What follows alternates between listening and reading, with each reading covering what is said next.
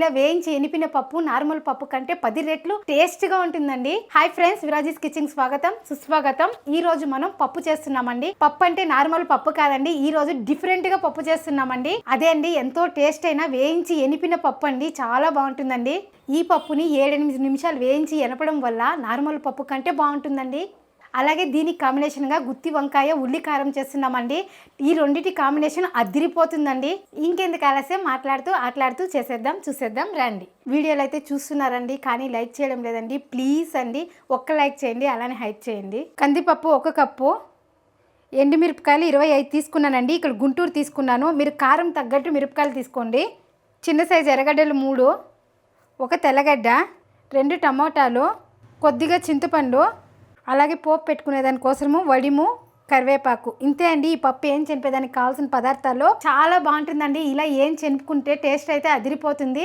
మామూలుగా మనం పప్పు చేస్తూనే ఉంటాం కదండి, అలానే పప్పు కుక్కర్లో పెట్టి తిరగబాత పెడతాం కదా, ఆ పప్పు కంటే ఇలా బాగా వేయించేసి ఎనిపేసిన తర్వాత పోపు పెట్టుకున్నామంటే సంగటికి బాగుంటుంది, రైస్కి అదిరిపోతుందండి. మీరు లంచ్ బాక్స్ కూడా ఈజీగా ఇలా పప్పు చేసుకునేసి ఒక తాలింపు చేసుకున్నారంటే మధ్యాహ్నం లంచ్ బాక్స్ కూడా చాలా ఈజీగా అయిపోతుందండి.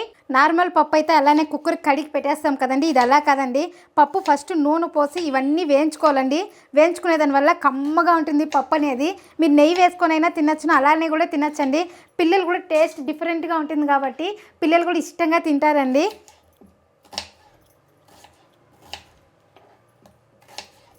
ఎర్రగడ్డలు కూడా ఈ సైజులో కట్ చేసుకుంటే సరిపోతుందండి. ఎలాగో వేయించేసి మనం ఎనపుతాం కదా, కాబట్టి ఆ సైజు చాలు. టమాటాలు మన పప్పు వేయించేటప్పుడు టమాటాలు కట్ చేసుకుందాము. తెల్లగడ్డ ఒలుచుకునేద్దాం ఫస్ట్. మెయిన్ తెల్లగడ్డ వేసేదాని వల్ల కూడా టేస్ట్ చాలా బాగుంటుందండి. తెల్లగడ్డ కంపల్సరీ వేయండి, ఈ పప్పుకి చాలా బాగుంటుంది.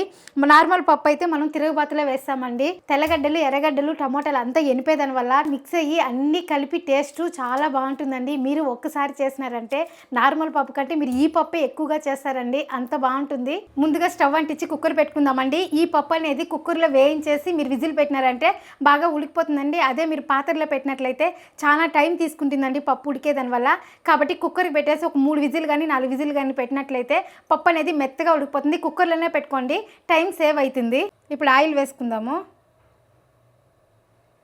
పప్పు వేయించాలి కదండి, కాబట్టి కొంచెం ఆయిల్ పడుతుంది. ఇప్పుడు ఎర్రగడ్డలు వేసుకుందాము.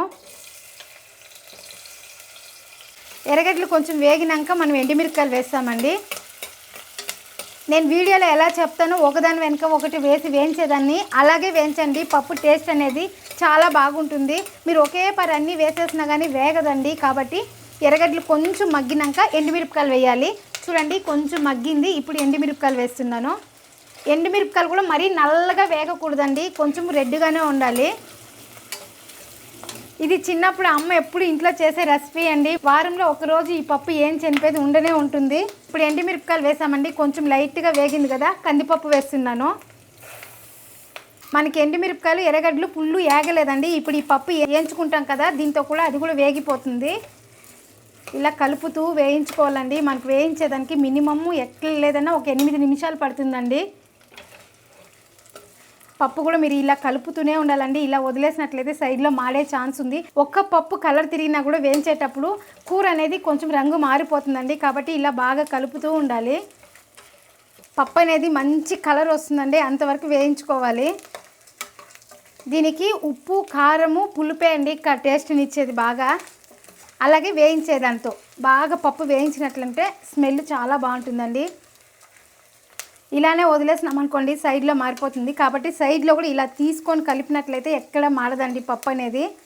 ఈ పప్పు వేయించేంతసేపు మనం స్టవ్ దగ్గరే ఉండాలండి, ఎక్కడ కదిలిపోకూడదు, పోయినట్లయితే మాడిపోతుంది. కాబట్టి చూసుకొనేసి కలుపుకోండి. ఇప్పుడు తెల్లగడ్డలు వేస్తున్నాను.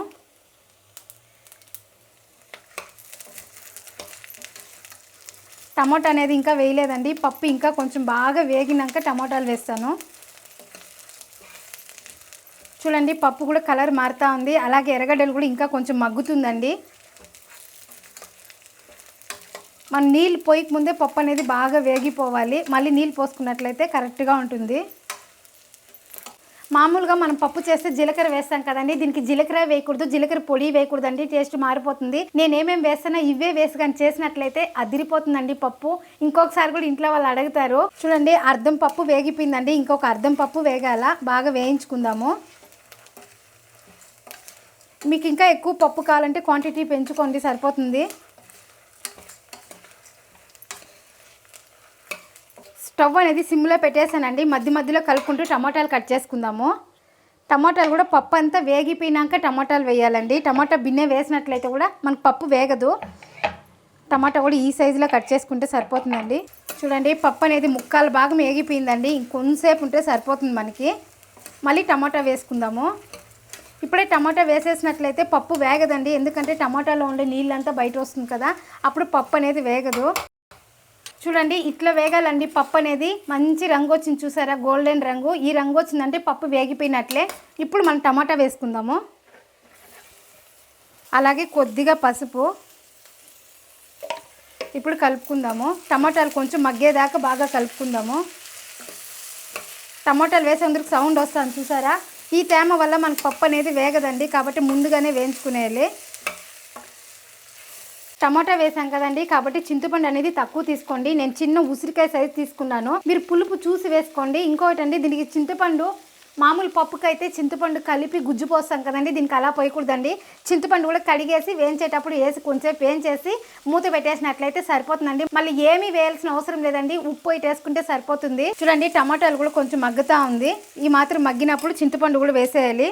చింతపండు కూడా కడిగేసి వేస్తున్నాను. ఇప్పుడు అన్నీ వేసేస్తామండి. ఉప్పు ఒకటి వేయాలి. ఉప్పు మీరు ఇప్పుడే అయినా వేసేయచ్చు, కుక్కర్ మూత పెట్టేటప్పుడు, లేదా ఉడికినప్పుడు కూడా ఎనుపుకుంటాం కదా, అప్పుడు కానీ వేసుకోవచ్చు. ఈ పప్పు అనేది గట్టిగానే ఉండాలండి, పలుచగా ఉంటే బాగోదు.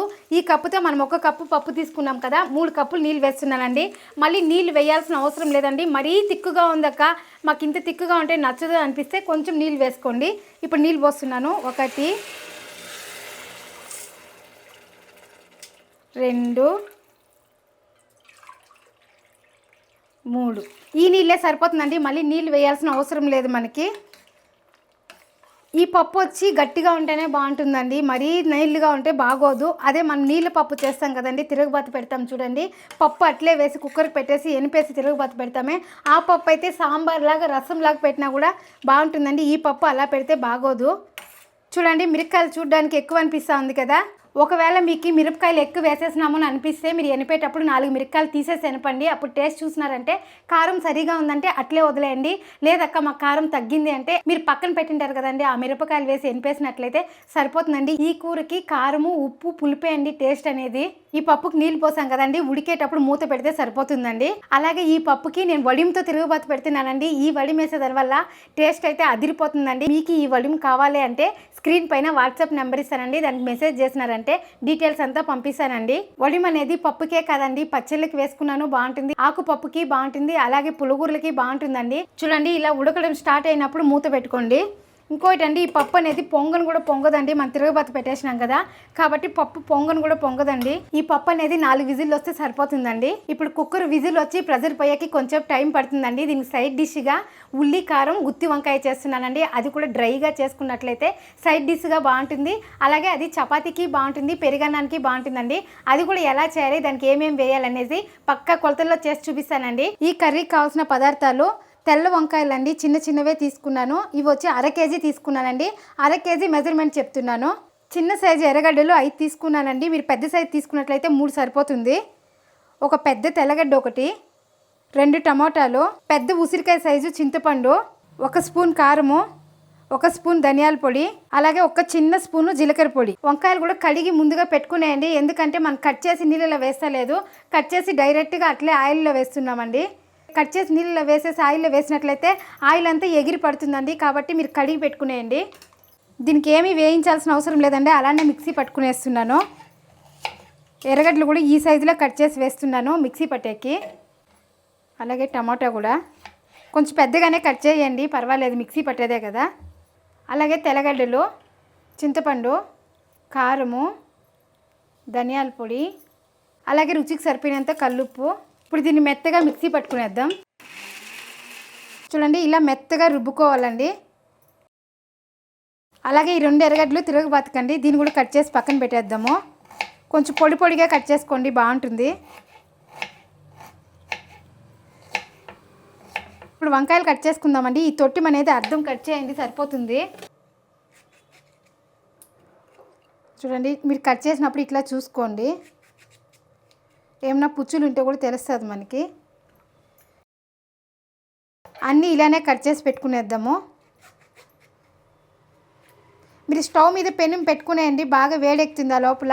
ఎందుకంటే కట్ చేసినాక ఇలానే బయట పెట్టినట్లయితే కర్రీ నెక్కిపోతుంది, కొంచెం చేదు వస్తుందండి కర్రీ అనేది. వంకాయలు వేయించుకునేకి ఆయిల్ వేసుకుందాము. ఇప్పుడు వంకాయలు వేయించుకుందాము. ఇలా మనం కడిగి ముందుగానే పెట్టుకునే దానివల్ల సౌండ్ అనేది రాలేదండి. మనం అట్లే నీళ్ళలో ఇంకా వేసినామంటే నూనె అంతా మింద ఎగిరే ఛాన్స్ ఉంది.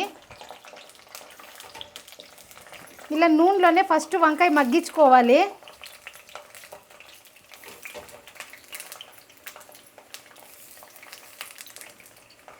వంకాయ అనేది మెత్తగా మగ్గించుకుందాము. ఇలా కలుపుతూ మగ్గించుకోవాలి. వంకాయ రంగు తిరుగుతుందండి, అలాగే మెత్తపడుతుంది వంకాయ అనేది. ఇలా తెల్ల వంకాయలు బాగుంటుందండి, ఇంకా వైట్గా వస్తుంది కదా ఆ వంకాయ ఇంకా బాగుంటుంది. ఈ వంకాయలు కూడా ఒక 5 నుంచి 6 నిమిషాలు బాగా మగ్గించుకోవాలండి మెత్తగా. పప్పు కూడా విజిల్ పోయిందండి. ఇప్పుడు పప్పు చూద్దాము. చూడండి, పప్పు అనేది మెత్తగా బాగా ఉడికిందండి. ఇలా ఉడకాలండి మెత్తగా, అప్పుడే బాగుంటుంది. ఇప్పుడు దీన్ని ఎనుపుకునేద్దామండి. మనం పప్పు సట్లా వేసి ఎనుపుతున్నాను. ఫస్ట్ మిరపకాయలే వేసుకొని ఒక చుట్టూ ఎనుపుకుందామండి, అప్పుడు మనకు మెత్తగా అవుతుంది మిరపకాయలు. ఏది మాడలేదండి, కరెక్ట్గా ఉడికిందండి మనకు పప్పు అనేది. అలాగే వేయించేటప్పుడు కూడా మంచిగా వేగిందండి పప్పు కూడా.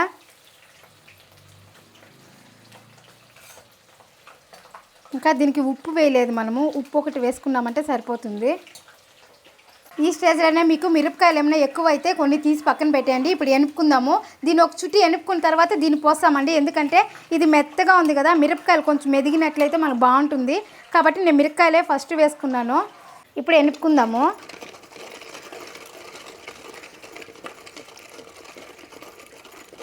మీరు బ్లెండర్ పట్టే కన్నా మిక్సీ పట్టే కన్నా ఇలా పప్పు గుత్తిలో సట్లే ఎనుపుకుంటేనే బాగుంటుందండి. చూడండి, మిరపకాయలు ఈ మాత్రం మెదిగితే సరిపోతుంది. ఇప్పుడు ఈ పప్పు కూడా వేసేద్దాము. ఇప్పుడు ఎనుపుకునేద్దాం.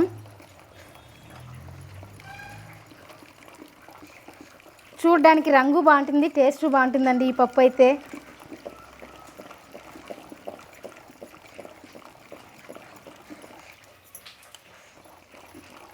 బిన్నె మెదిగిపోతుంది కూడా అండి, కుక్కర్ పెట్టినాం కదా మనము, కాబట్టి మిరపకాయలు నేను ఫస్ట్ అందుకే వేసి ఎనిపినాను. అంతే అండి, మెదిగిపోయింది పప్పు కూడా. చూడండి, పలుకులు ఎక్కడా లేకుండా అట్లే మనకు తిక్కుగా ఎంత బాగుందో పప్పు అనేది. ఇప్పుడు ఈ పప్పుని ఇంకొక గిన్నెలోకి తీసుకునేద్దాము. నీళ్ళు ఏమైనా పోయాలి అనిపిస్తే వేడి నీళ్ళు పోసుకోండి, ఎందుకంటే ఈ పప్పుని ఎక్కువగా ఉడకపెట్టినట్లయితే టేస్ట్ అనేది మారిపోతుందండి. కాబట్టి వేడి నీళ్ళు పోసి కలిపి పోసినట్లయితే తిక్కుగా ఉంటేనే వేసుకోండి, మీకు సరిపోతుందంటే అట్లే వదిలేయండి. చూడండి, వేడి నీళ్ళు పోస్తున్నా నేను. కొద్దిగా నీళ్ళు వేసినామండి, చూసారా, ఈ మాత్రం తిక్కుగా ఉంటే సరిపోతుంది మనకి, ఇంకా పలచగా ఉంటే బాగోదండి. ఇప్పుడు పోపు పెట్టి ఇందులో వేసేద్దాం. పోపు కొద్దిగా ఆయిలు, వడియంలోనే అంతా ఉందండి. మనం ఆవాలు ఉద్దిపప్పు ఏం వేస్తలేదు, వడియం ఒక్కటేస్తే చాలండి తిరుగుబాతికి. వడియం వేసిన తర్వాత కూడా కలుపుకోవాలండి, మీరు అలానే వదిలేయకూడదు. మంచి గోల్డెన్ కలర్ వచ్చినప్పుడు కరివేపాకు వేసుకొని దించుకుంటే సరిపోతుంది. చూడండి, ఇట్లా కలుపుతూ ఉంటేనే మనకు వడియం వేగిపోతుంది.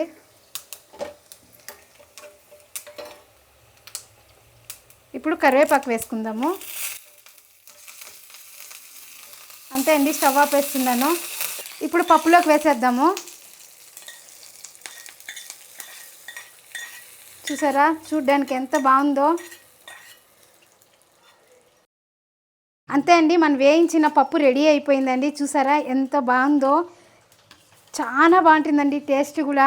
కాకపోతే మనం వేయించేటప్పుడు కొంచెం టైం తీసుకున్నట్లయితే మంచి కమ్మనైన పప్పు అండి. నార్మల్ పప్పు కంటే 10 రెట్లు మించిన పప్పు అండి ఈ పప్పు. ఇప్పుడు వంకాయలు కూడా బాగా మగ్గినాయండి, తీసేద్దాము. తీసేసి ఇందాక రుబ్బుకున్నాం కదండి వెల్లుల్లి కారము, దాన్ని వేసి బాగా వేయించుకుందాము. ఇందులోకి ఆవాలు మనం ఇందాక వేయించాం కదండి, అదే నూనెలోకి అలాగే ఒక 4 మెంతులు అండి, ఎక్కువ వేయద్దండి. చూడండి ఈ మాత్రం వేస్తే సరిపోతుంది. ఆవాలు అనేది ఇట్లా చిట్లాలండి, చిట్లినాకనే ఎర్రగడ్డ వేసుకోవాలి. ఇప్పుడు ఎర్రగడ్డ వేసుకుందాం.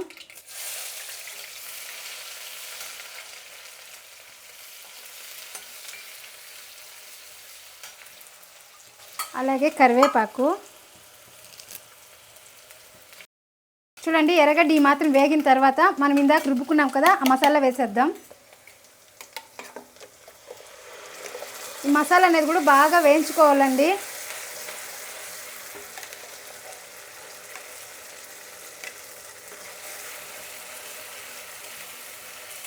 ఈ మసాలా పచ్చివాసన పోయేదాకా బాగా వేయించుకోవాలండి. ఇది మనకి పప్పుకి సైడ్ డిష్గా కదండి చేస్తున్నాము, కాబట్టి ఇది కొంచెం గ్రేవీ ఎక్కువ లేకుండా కొంచెం డ్రైగానే ఉండాలండి, అప్పుడే బాగుంటుంది.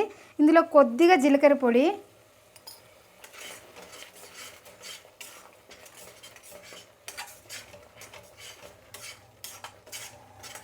బాగా వేగినాక వంకాయలు వేద్దాం. మసాలా బాగా వేగిందండి, ఇప్పుడు వంకాయలు వేసుకునేద్దాం.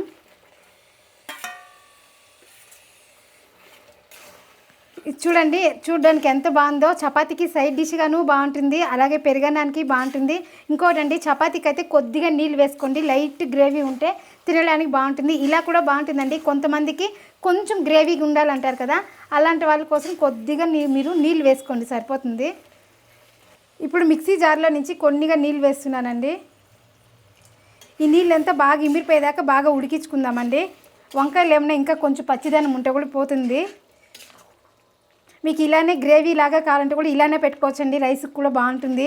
ఇప్పుడు మూత పెట్టేసి కొంతసేపు ఉడికించుకుందామండి, సరిపోతుంది. అది కూడా సిమ్లో పెట్టుకోండి, ఎందుకంటే డ్రైగా ఉంది కదా, అడిగంటే ఛాన్స్ ఉందండి. మీరు సిమ్లో పెట్టుకొని ఉడికించుకోండి. కాసేపటి తర్వాత చూడండి ఆయిల్ అంతా పైకి తేలుకుడిందండి. మనకి వంకాయకి కూడా మంచిగా కారం ఉప్పు పట్టింటుందండి, సరిపోతుంది. ఇంకా కొంచెం డ్రైగా కావాలంటే ఇంకొంచెంసేపు పెట్టుకోండి, సరిపోతుంది. నేను లైట్ గ్రేవీ పెట్టినానండి. ఇలా చేసుకుంటే పప్పుకి సైడ్ డిష్గా సూపర్గా ఉంటుందండి. ఇప్పుడు స్టవ్ ఆపేద్దాము. అంతే అండి, మన వంట రెడీ అయిపోయిందండి. ఇప్పుడు టేస్ట్ చూద్దాము. వేయించిన పప్పు, అలాగే దీనికి సైడ్ డిష్గా గుత్తి వంకాయ ఉల్లి కారం అండి. చూడండి మన వంకాయ అనేది ఎంత మెత్తగా ఉడికిందో చూసారా. కొంచెం గ్రేవీ కావాలంటే కూడా వేసుకోవచ్చండి, అన్నంలో కలుపుకొని తిన్నా కానీ బాగుంటుంది. ఇప్పుడు టేస్ట్ చూద్దామండి. పప్పు కొంచెం ఎక్కువగా పెట్టుకుంటేనే బాగుంటుందండి.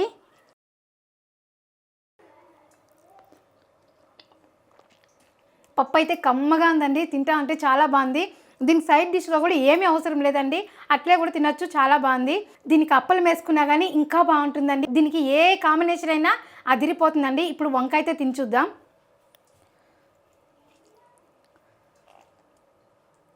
చూడండి ఇలా వంకాయ తుంచి పెట్టుకోవాలి.